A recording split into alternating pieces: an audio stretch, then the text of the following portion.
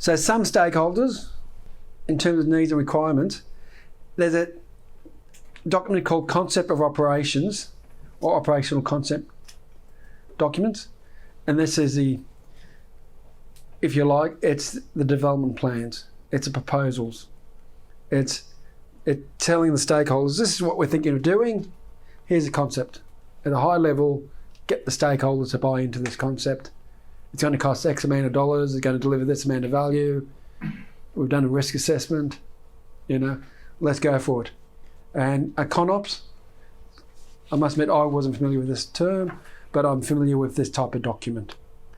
And it's key for JVs, particularly for JVs, for investments in the assets. Stakeholders' needs. You also need to identify your relevant acts and related codes of practices. You know the difference between an act and a code of practice.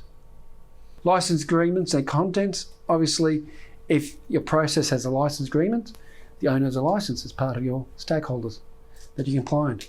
Shareholder requirements, being a listed company, very, very strict. What are the minimum requirements?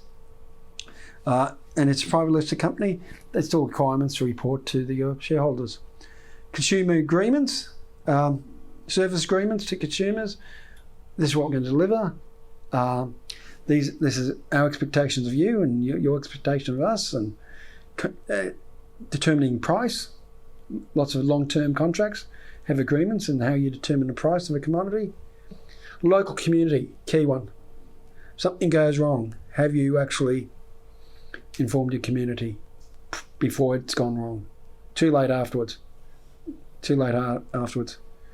And particularly one that's getting more and more Indigenous engagement, particularly mining and other areas.